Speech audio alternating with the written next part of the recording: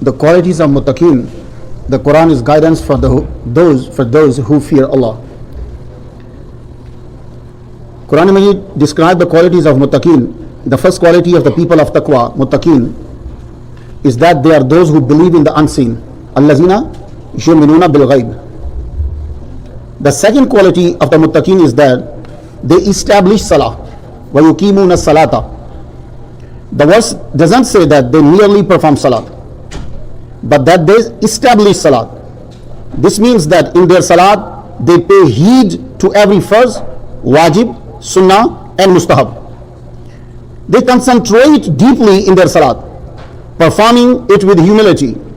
Ibn Kasir reports that Hazrat Abdullah ibn Abbas radiyallahu ta'ala anhu said, the establishment of salah means that one performs the ruku and sajda properly. One must also recite the Quran Majid correctly in salat. Be humble and be conscious of the salat. Quran Majid سے ہدایت متقی لیں گے, اور متقی کون ہے اس کی کوالٹی قرآن مجید نے بیان کی ہے, کوالٹیز. تو وہ کوالٹیز اگر آپ کے اندر ہیں تو آپ کو قرآن مجید جو ہے وہ رستہ بتلا دے گا, رستے پہ پکا رکھے گا. ہم پہلے معذرت چاہتے ہیں, جتنے تقریباً ہمارے 4000 ہیں ٹائم کی تبدیلی کے ساتھ تقریباً ہمارے درس سے جڑے ہوئے. کل وائی فائی کا مسئلہ تھا, اس لیے درس تو ہوا تھا لیکن آپ تک نہیں پہنچ پایا. آج وَيُقِيمُونَ الصَّلَاةَ, یہ دوسری کوالٹی ہے متقی کی, جس کو قرآن مجید جو ہے وہ ہدایت دے گا. اب آپ نے کوالٹیز سننا ہے, پھر خود کو چیک کرنا ہے کہ یہ کوالٹیز ہمارے اندر ہیں کہ نہیں ہیں. اگر ہیں تو پھر ہم متقی ہیں, بن رہے ہیں, اور قرآن مجید جو ہے وہ ہمیں ہدایت دے گا. وَيُقِيمُونَ الصَّلَاةَ, وہ نماز کو قائم رکھتے ہیں. یہ نہیں کہا نماز پڑھتے ہیں. قرآن مجید کے الفاظ پہ آپ کو غور کرنا ہے. نماز پڑھنا یہ آپ کو ہدایت نہیں دے سکتا, نہیں. عام متقی تبھی بنیں گے جب نماز قائم کریں گے. یہ اب سب مسلمان پہلے غور کرو, کیونکہ نماز حضور کے پیچھے منافق پڑھتے تھے, لیکن کافروں اور مشرکوں سے بھی دوزخ کے اندر سب سے نچلے طبقے میں ہوں گے. سنے آپ, تو پتہ چلا کہ نماز تنہا پڑھنا کافی نہیں ہے. آپ کیا سمجھتے ہیں کہ جنہوں نے امام حسین کو شہید کیا وہ نماز نہیں پڑھتے تھے؟ پڑھتے تھے. آپ کیا سمجھتے ہیں جنہوں نے حضرت علی کو شہید کیا وہ نماز نہیں پڑھتے تھے؟ یقین جانو آپ اگر ان کی نمازیں دیکھیں تو حیران ہو جائیں. وہ جس بندے نے حضرت علی کو شہید کیا وہ ساری رات نماز پڑھتا تھا. اب سمجھیں, آپ کہیں گے یار یہ قرآن کیوں کہتا ہے وَيُقِيمُونَ الصَّلَاةَ, سیدھا کیا ہمیں نماز پڑھو, جیسے آپ لوگ انگلش میں ریڈ کہتے ہو, حالانکہ ریڈ غلط ہے. تو وَيُقِيمُونَ الصَّلَاةَ کیوں کہتا ہے؟ تو اگر آج آپ کو میرے درس میں یقیمون الصلاۃ سمجھ آ گئی تو کل کی نمازوں میں بڑا فرق محسوس کریں گے آپ نماز پڑھتے ہوئے, اگر آپ کو سمجھ آ گئی. لیکن سمجھ تب آئے گی جب آپ توجہ دیں گے. اب سب سے پہلے آپ کو اقامہ کا ترجمہ سمجھنا ہے. وہ یقیم ہوتا کیا ہے؟ دیکھیے میں ایک آیت پڑھتا ہوں تاکہ آپ کے اوپر واضح ہو جائے. خدا تعالیٰ جب اقامہ استعمال کرتا ہے نا قرآن مجید میں, تو اس کا مقصد کیا ہوتا ہے کہ اس چیز کو تمام حقوق, فرائض اور اس کے ظاہری اور باطنی آداب کے ساتھ اس کو چیز کو ادا کیا جائے. یہ اقامہ کا ترجمہ ہوتا ہے. جو بھی چیز ہے جب وہ اس کے لیے اقامہ لگائے گا, یقین لگائے گا, تو مطلب یہ ہوگا کہ اس چیز کو تمام حقوق, تمام فرائض, ظاہری باطنی آداب ساروں کا خیال رکھ کے اس چیز کو ادا کیا جائے. اب میں آپ کے سامنے آج پڑھنا چاہتا ہوں, سورہ مائدہ سے ہے. مائدہ سنی آپ نے, سورہ مائدہ. وَلَوْ أَنَّهُمْ أَقَامُوا التَّوْرَاةَ وَالْإِنْجِيلَ وَمَا أُنْزِلَ إِلَيْهِمْ مِنْ رَبِّهِمْ لَأَكَلُوا مِنْ فَوْقِهِمْ وَمِنْ تَحْتِ أَرْجُلِهِمْ. اگر وہ تورات اور انجیل کو قائم رکھتے, تورا کو قائم رکھتے, یہ مطلب نہیں ہے کہ یوں پکڑ کے رکھتے.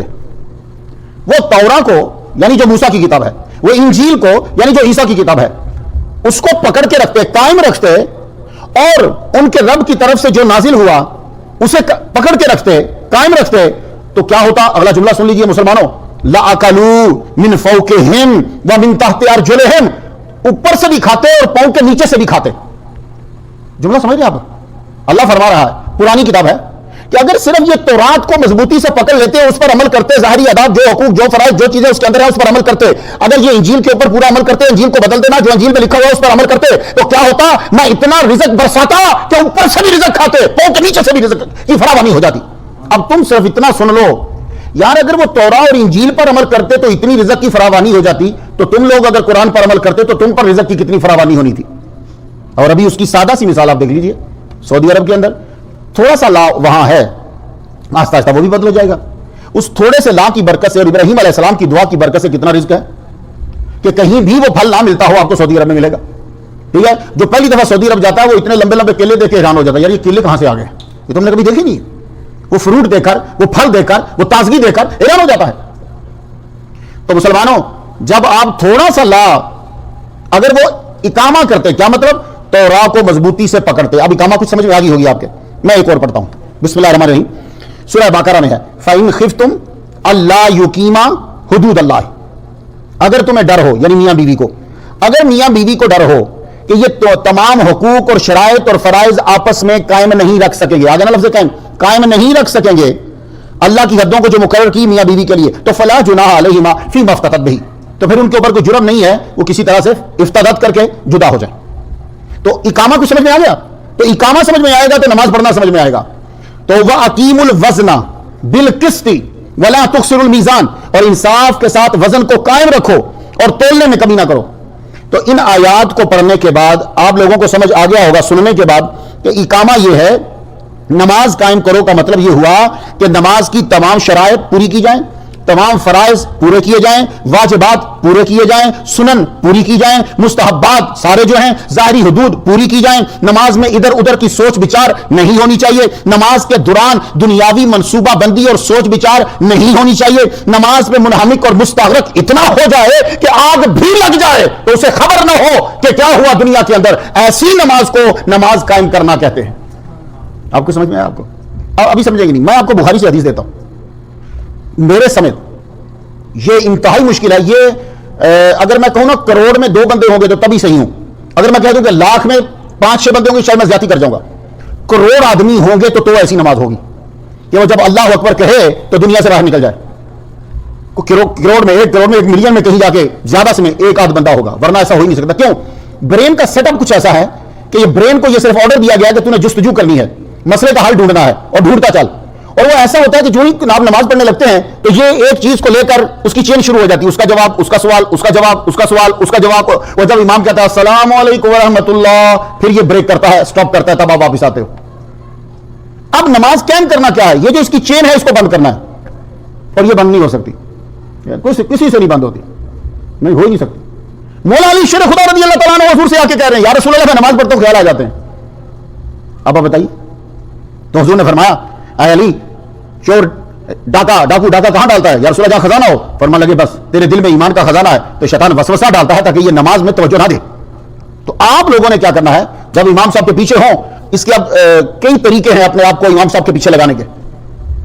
سب سے پہلے تو نیت ایسی ٹکا کے کرو, وضو بنا کے کرو اچھے طریقے سے.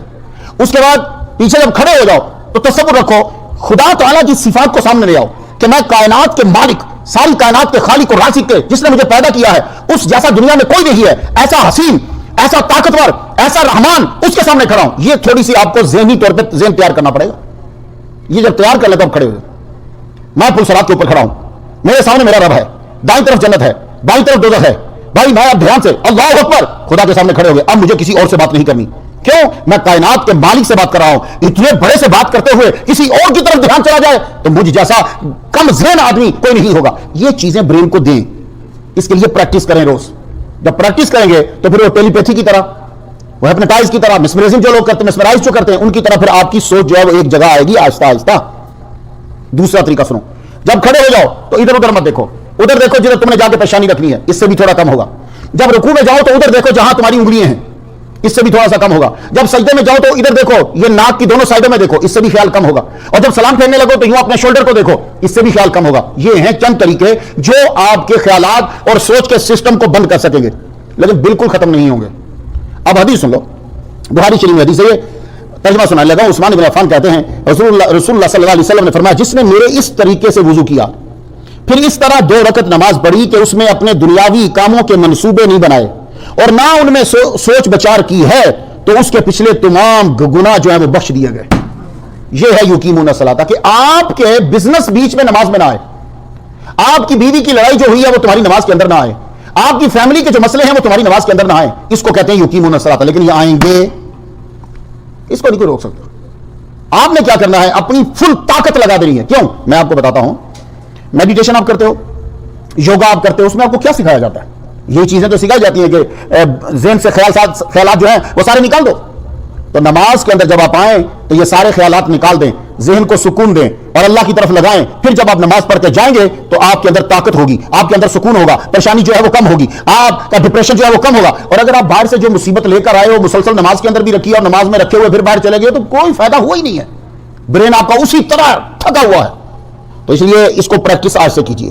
سب سے پہلے جتنے ہمیں سن رہے ہیں یا صبح تک 4000 سن لیں گے, میں سب سے گزارش کروں گا بہنوں سے بھی بھائیوں سے بھی, جو ٹینشن ہے وہ پہلے وضو کے ٹائم پہ باہر نکالو اور تیاری کرو. پہلے میں نے حضرت جنید بغدادی رحمہ اللہ کے میں نے بیان کیا کہ انہوں نے 30 سال کی نمازوں کو لٹایا, 30 سال کی نمازوں کو دوبارہ پڑھا. کہتے تھے نماز مجھے اب سمجھ آئی کہ قلب کی حضوری کے ساتھ پڑھنی چاہیے, تو میں نے پھر نمازوں کو دوبارہ جو ہے وہ پڑھا ہے.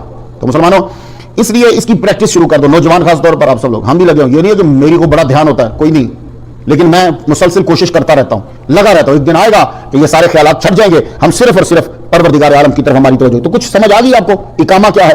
اقامہ یہ ہے, نماز قائم کرنے کا مطلب یہ ہے کہ جب نماز پڑھ رہے ہو تو سستی سے نہ پڑھو, نماز پڑھ رہے ہو تو حفاظت کے ساتھ پڑھو, نماز مس نہیں ہونی چاہیے. نماز جب پڑھ رہے ہو تو دنیاوی سوچ و بچار اس کے اندر نہیں ہونا چاہیے, دنیاوی منصوبے اس کے اندر نہیں بننے چاہیے. اس کو کہتے ہیں یقیمون الصلاۃ. یہ نماز جب پڑھی جاتی ہے تو پھر یہ نماز آسمانوں پہ جاتے ہوئے تمہیں دعائیں دیتے ہوئے جاتی ہے, واہ کیا تو نے مجھے ادا کیا ہے, خدا تعالیٰ تم پہ کرم فرمائے.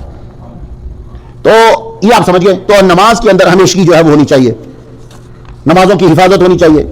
اب یہ جو نماز ہے نا مسلمانوں, میں آپ کو بارہا کہتا ہوں, کسی دن آپ اپنے آپ پہ غور کرو. آپ جیسا امتی اور آپ جیسا مسلمان ابھی دنیا میں پہلے کبھی نہیں ہوا. آپ بڑے ٹاپ کے ہو ہر لحاظ سے. نبی تمہارا نبیوں کا سردار ہے, عبادت تمہاری تمام عبادتوں کی سردار ہے. عبادت رہی تو ہر نبی میں ہے, ہر امت میں عبادت رہی ہے, پر عبادت کے طریقے جدا ہوتے تھے. یہ جو نمازیں تم پڑھتے ہو نا, یہ صرف نبی پڑھتا تھا, امتی نہیں پڑھتے تھے, صرف نبی پڑھتا تھا, یا کوئی نبی کا خاص ہوتا تھا وہ پڑھتا تھا. جیسے نبی کا بیٹا ہے, نبی کا جانشین جو بعد میں ہے, یا نبی کے ساتھ رہتا ہے. عام امت کے لیے یہ نہیں تھا. یہ تراویح پڑھنے کے بعد قرآن سننے کے لیے بیٹھنے والوں, یہ 20 تراویح, یہ عشاء کی 4, یہ عشاء کے 3, یہ دوسروں کے لیے نہیں تھے. اگر پڑھتے تھے تو انبیاء پڑھتے تھے. کس قدر تمہارا مقام اور مرتبہ ہے کہ جو انبیاء کی عبادت تھی وہ محمد مصطفیٰ کی امتیوں کی عبادت ہے. یار اب بھی فخر نہیں کرو گے تم لوگ. اور پھر ایک اور سنو, تم جو 2 رکعت پڑھتے ہو وہ 2 رکعت نہیں ہوتی, وہ 7 زمینوں اور 7 آسمانوں کی عبادت کا مجموعہ ہوتی. 4 رکعتیں تم لوگوں نے پڑھی, وہ 4 رکعتیں نہیں تھی. وہ عشاء کے 4 فرض جو تم نے پڑھے ہیں وہ 7 آسمانوں کی مخلوق اور 7 زمینوں کی مخلوق کی عبادات کا مجموعہ ہے. تو جب بھی کبھی نماز پڑھ رہے ہو تو یہ یاد رکھنا, تو اپنی نماز صرف نہیں پڑھ رہا.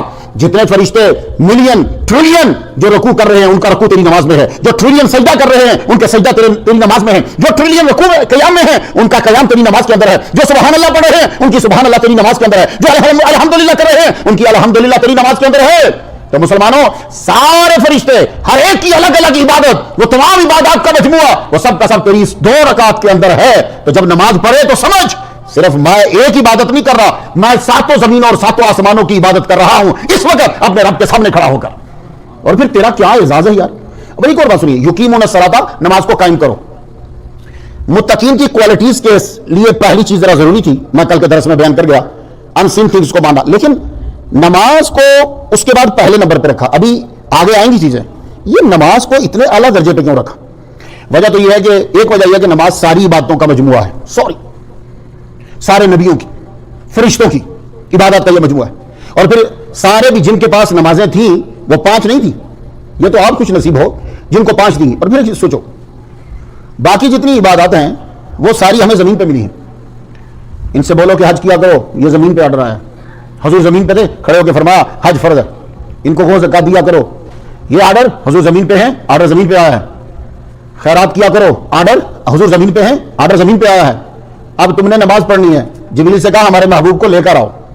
سیریں کرتے ہوئے لامکان تک پہنچ گئے, حجابات اٹھے, حجابات اٹھنے کے بعد گفتگو ہوئی, التحیات للہ والصلوات والطیبات, گفتگو ہو رہی ہے. جب حضور آنے لگے تو کہا یہ نماز لیتے جاؤ.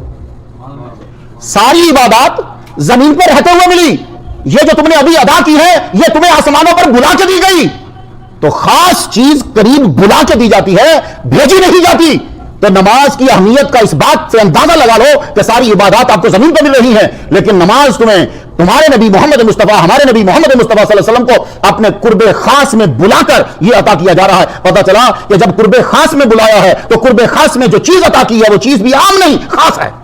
اب یہی وجہ ہے کہ جب تم سجدہ کرتے ہو تو اس لیے مسلمانوں سجدہ ذرا ڈٹ کے جما کے کیا کرو، ماتھا رکھ کے کیا کرو، ناک ٹکا کے کیا کرو، زمین پہ ٹکے ذرا۔ کیوں؟ اس وقت تم اپنے رب کے قدموں میں ہو۔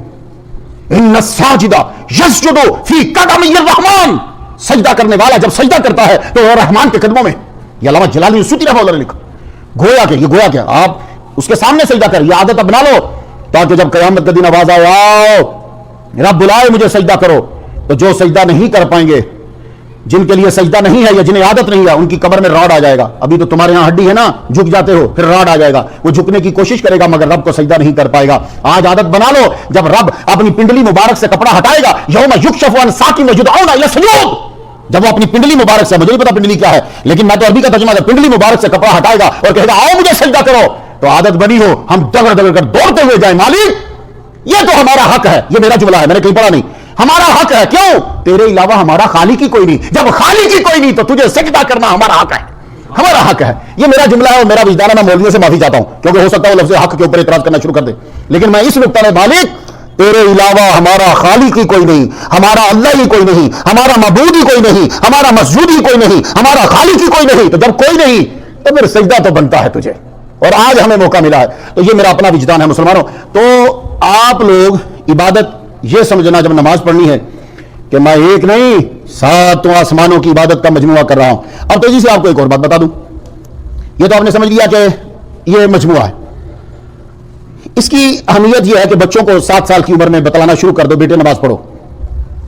جب وہ 10 کا ہو جائے تو پھر ذرا سختی کرو اس کے اوپر، سختی مینس جو آپ سمجھتے ہو جیسے بھی ہے، تو سختی سے اسے مسجد میں لے کر آؤ، وہ نماز جو ہے وہ ادا کرے۔ یہ نماز بہت ضروری ہے، بچے کے اندر بہت چیزیں پیدا کرے گی، وہ آپ کا ادب کرے گا۔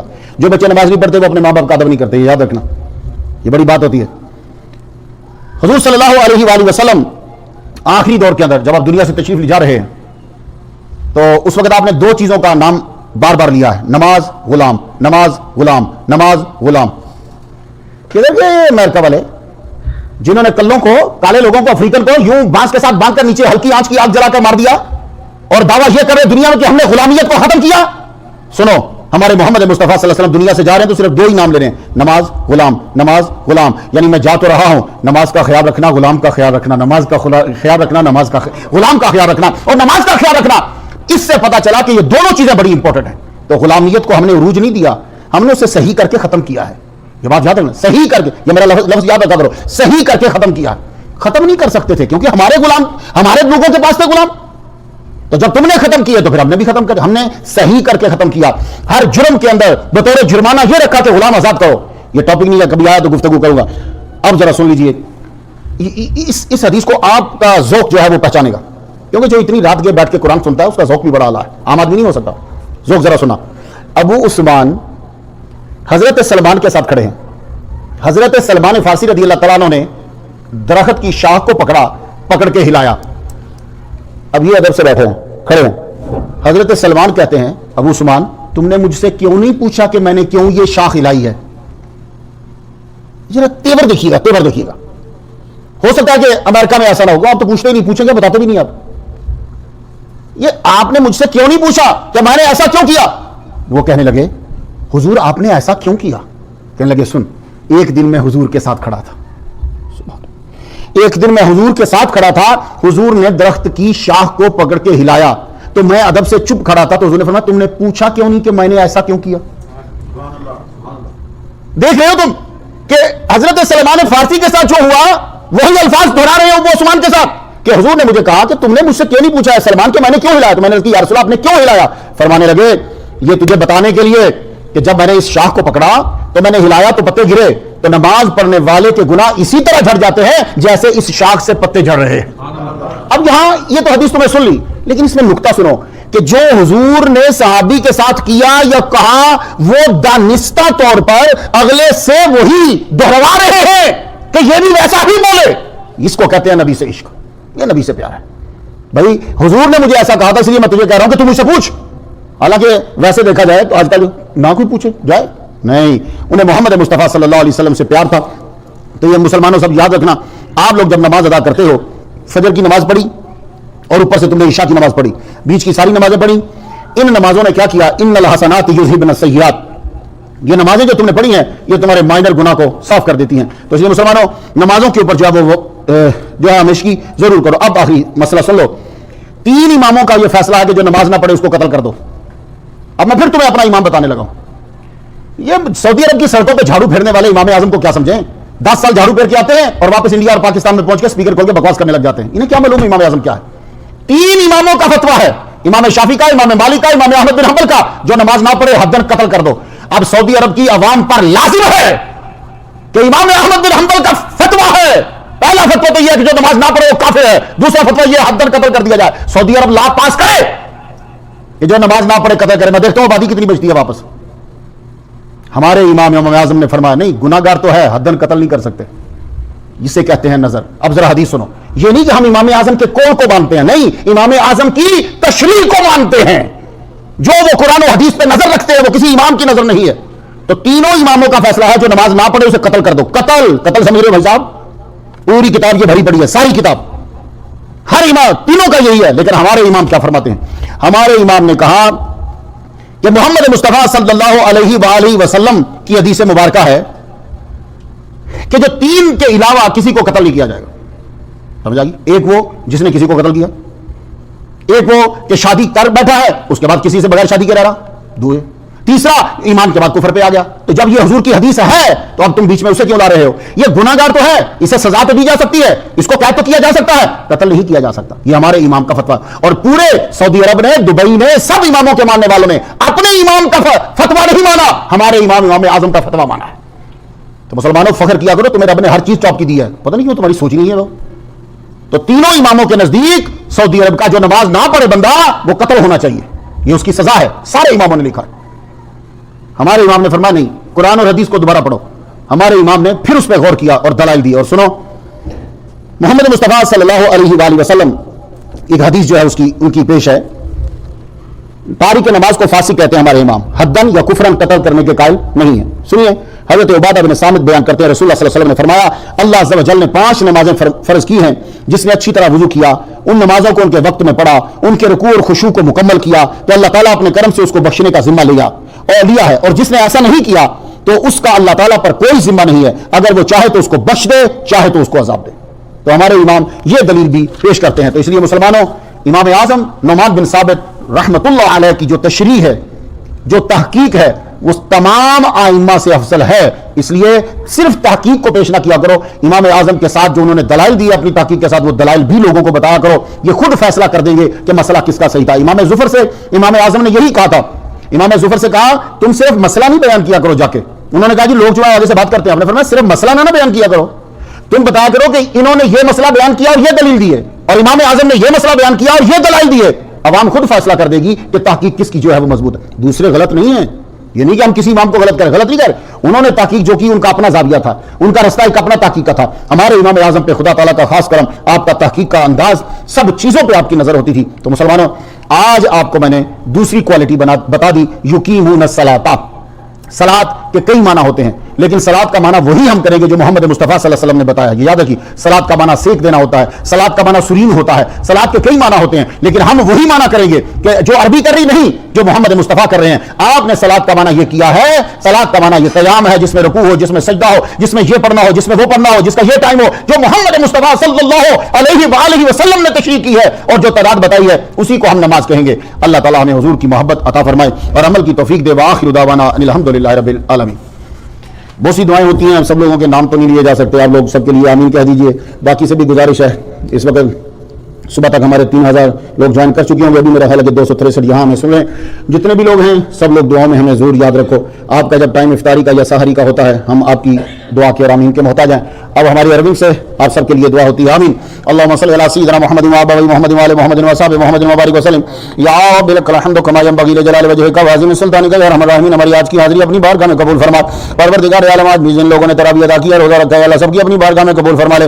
خصوص میں خصوص یا اللہ ان کے لیے ہم دعا کر رہے ہیں، وہ بیوی ہیں جو گھروں میں ہیں، اپنی فیملی کے لیے کھانا پکاتی ہیں، یا اللہ تعالیٰ افطاری کا اور سحری کا انتظام کرتی ہیں، یا اللہ ان کو صحت و تندرستی کے ساتھ طویل زندگی عطا فرما۔ اور یا اللہ خصوصی طور پہ وہ بچے جو تراویح ادا کرتے ہیں، چھوٹے بچے ہیں پھر بھی تراویح پڑھتے ہیں, روزہ رکھ کے یا اللہ اپنے اسکولوں میں امریکہ کے اندر جاتے ہیں, یا اللہ ان بچوں پہ خاص اپنا کرم فرما دے.